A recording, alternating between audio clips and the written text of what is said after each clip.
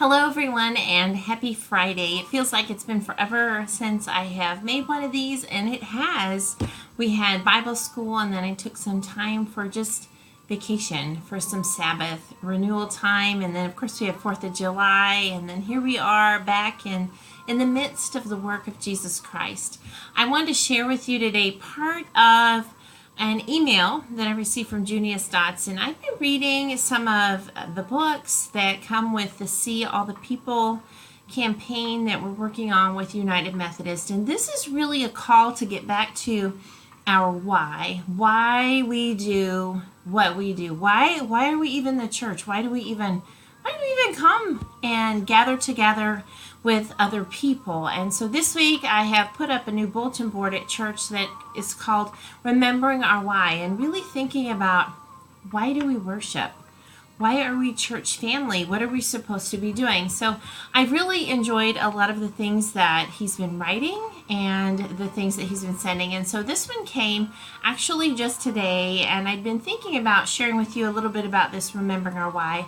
And then I got this great email, and I want to read part of it to you because it talks about it takes two. And so he starts off by saying, think of things that just go together. Hugs and kisses, July 4th and fireworks, peanut butter and chocolate. And of course this afternoon he's making me a little hungry because he goes on to write about, oh yes, peanut butter and chocolate. The amazing Reese's Cup, one of our favorite treats. And then he says it makes me think of discipleship. Why, you ask? Discipleship has two parts, personal and corporate. Now, either one on its own is important and a good thing, but if your discipleship is all on your own, without being in relationship with other people, he says, it will be ineffective. And he's right. And likewise, if you only do your discipleship building within a group setting and never develop personal relationships, it will also be ineffective. But when you combine the two, just like chocolate and peanut butter, it becomes something altogether wonderful. He goes on to write about how John Wesley knew this was so important, and we know it's important, and how we look as church family, we look for ways to grow disciples for Christ, to grow in our walks. And so it's more than just reading your Bible at home by yourself or listening to worship music, but it's also about corporate worship, about being together.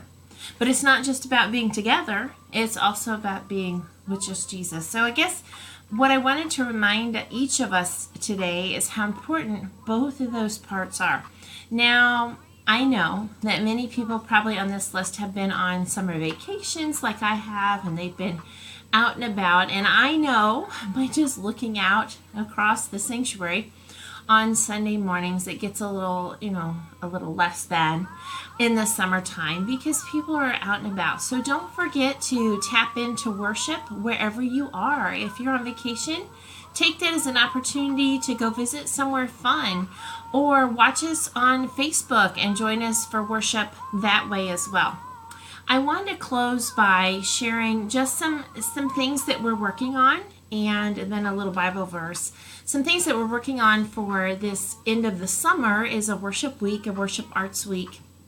And we're encouraging people of all ages to come the week of July 29th, 30th, 31st, in the evenings from 6:30 to 8. Come and be a part of planning worship. Be a part of the actual experience of getting ready for worship in an artful way. So if you like to paint, or you like music, or you like Reader's Theater, we're encouraging adults as well to attend. There'll be a sign up starting next week on our VBS Pro site, so watch for that. And that will be a wonderful way to engage in worship together, especially in the summer, in a different way, in an artful way. And then on Thursday, August 1st, we will worship. We will use those different elements. Wes has some special guests coming to share with us in music that night as well, and then we'll have an ice cream social. So these are opportunities for us to do exactly that. Not just worship on our own, but worship together. And of course, this fall, we have some really exciting ways to worship and exciting ways to grow in ministry as we reach out to other people. So my reminder for you today is it takes two. It's important to read your Bible, to pray, to do all those things alone, but it's also important to be connected to the life of the church as a whole. So I want to close with reading, the little cards on my desk. This one is from 2 Corinthians 3, verse 18b, which says, "As the Spirit of the Lord works within us, we become more and more like Him and reflect His glory even more." And on the back it says, "I was created to become like Christ." I guess I think that this is a good reminder of who we are. We were created to become like Christ, and the way to become like Christ is to grow in our discipleship, to grow in our prayer life and our worship, in the ways that we serve Jesus. So I hope you're having a great summer. I hope to see some of you on Sunday, or even at our Jonah and the Whale pool party on Sunday from 4 to 6 at the Seaberts. We hope you might be present. I hope that if you're out and about, or at ball games, or wherever you're traveling this summer, you remember to stop and to worship. We missed you. Just want to say hello. I've missed you. And I look forward to seeing you soon. Take care. Bye-bye.